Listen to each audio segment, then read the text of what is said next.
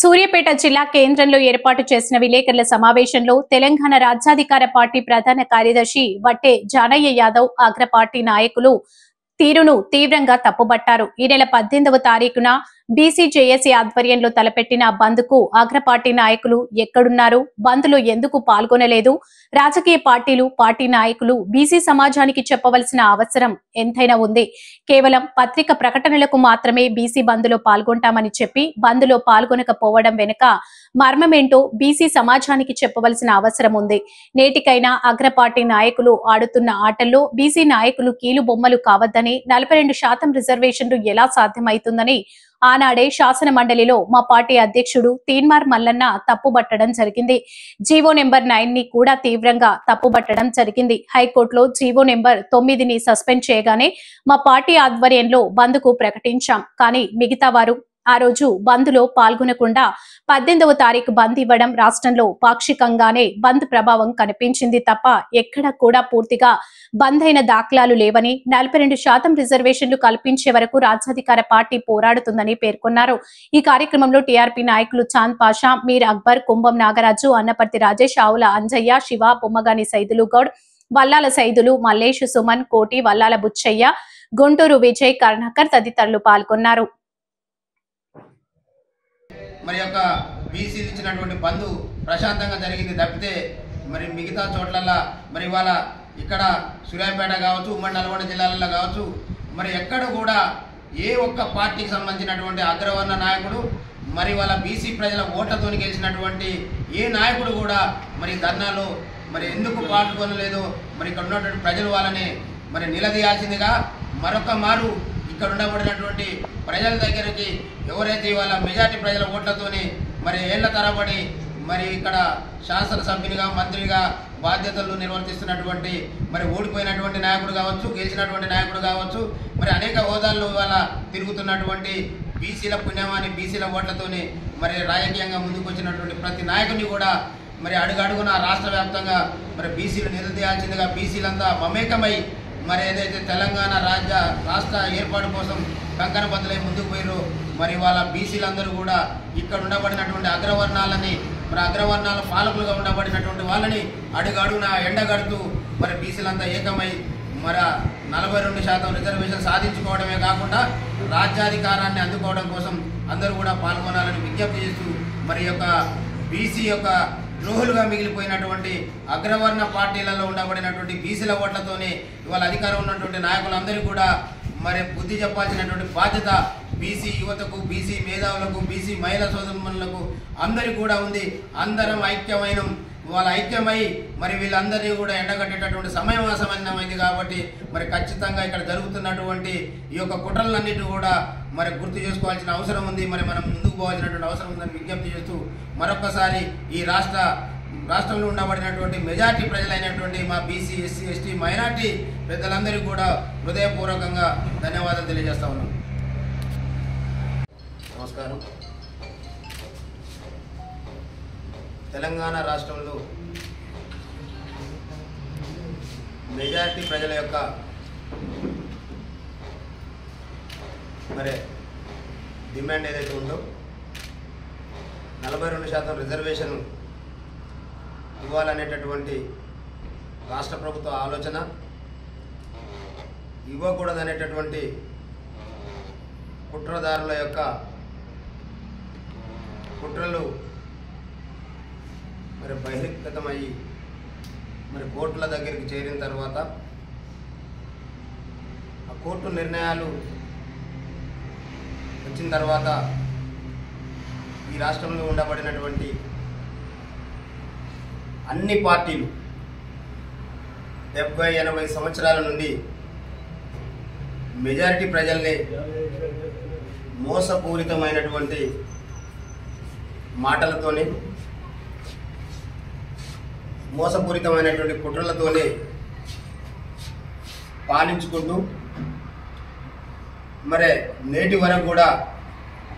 విద్య, ఉద్యోగ, రాజకీయ అవకాశాలు అందకుండా మరి జాతుల యొక్క వాటాని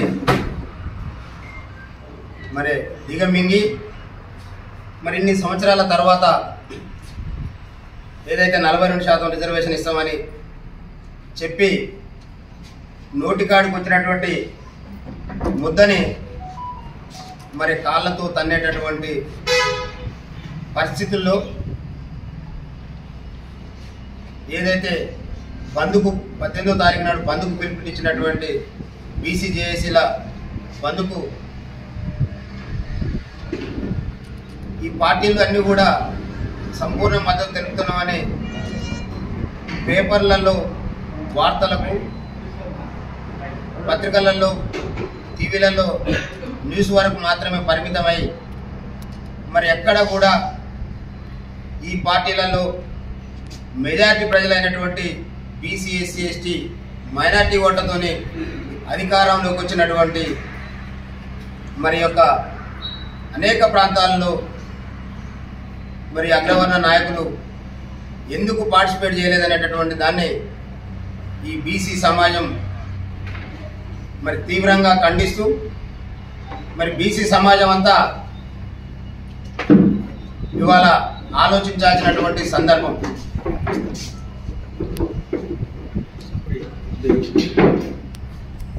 మరి ఇవాళ ఆలోచన చేయాల్సినటువంటి సందర్భం.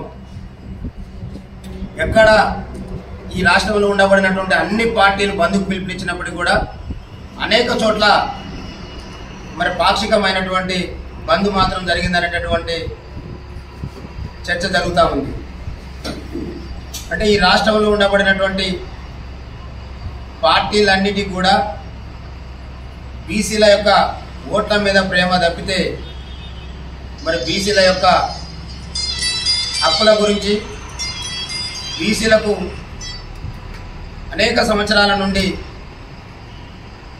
మరి జరుగుతున్నటువంటి 42% రిజర్వేషన్ మీద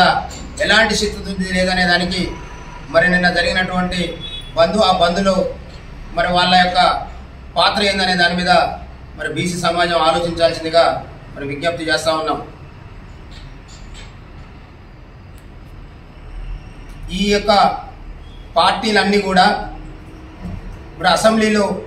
కాంగ్రెస్ పార్టీ ప్రభుత్వం ఏదైతే ఆర్డినెన్స్ కానివ్వండి మరి 9వ నెంబర్ జీవో పెట్టిన రోజే మరి మెజార్టీ ప్రజలకు అధికారమే లక్ష్యంగా మరి ఏర్పాటైనటువంటి తెలంగాణ రాజ్యాధికార పార్టీ వ్యవస్థాపక అధ్యక్షులు శాసన మండలి సభ్యులు తీన్మార్ మల్లన్న గారు మరి నిండు శాసన మండలి సాక్షిగా మరి వారు మాట్లాడినటువంటి విషయాలు ఈ సమాజం అంతా కూడా మరి గుర్తు చేసుకోవాల్సినటువంటి సందర్భం. శాసన మండలి సభ్యునిగా మీ గుండెల మీద చేతులు వేసుకొని మరి ఈ బిల్లుతోని ఈ ఆర్డినెన్స్తోని మా జాతులకు 42% రిజర్వేషన్ వస్తుందంటే మరి మీ గుండెల సాక్షిగా చేతులు వేసుకొని చెప్పమని ప్రశ్నించినప్పుడు ఏ ఒక్క పార్టీ కూడా మాట్లాడకపోగా మరి వాళ్ళ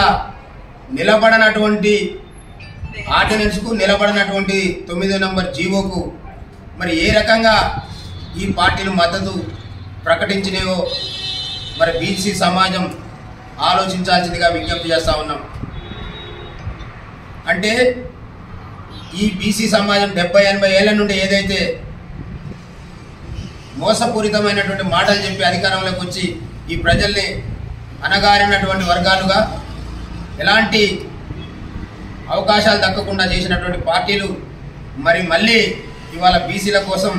జరుగుతున్నటువంటి పోరాటంలో మళ్ళీ మోసం చేసేటటువంటి కుట్రల్ని ఈ సమాజం గుర్తించాల్సిందిగా మరి ఈ మీడియా ద్వారా ఈ మెజార్టీ ప్రజలైనటువంటి బీసీ ఎస్సీ ఎస్టీ మైనార్టీలందరూ కూడా విజ్ఞప్తి చేస్తూ ఉన్నాం. మరి వాళ్ళ వీళ్ళతోనే బీసీలకు రాజకీయ అవకాశాలు కానీ బీసీలకు మరి విద్యా ఉద్యోగ రాజకీయాల్లో ఎలాంటి హక్కులు మరి అందవు అనేటటువంటి వాస్తవాన్ని గ్రహించాల్సిందిగా మరి ఈ సమాజానికి విజ్ఞప్తి చేస్తూ ఉన్నాం. అందుకనే సోదరులారా, తెలంగాణ రాష్ట్రంలో మరి ఈడబ్ల్యూఎస్ ద్వారా మరి ఈ ప్రజల్లో ఉండబడినటువంటి 4-5% లేనటువంటి వాళ్లకు 10% రిజర్వేషన్ ఇచ్చే సందర్భంలో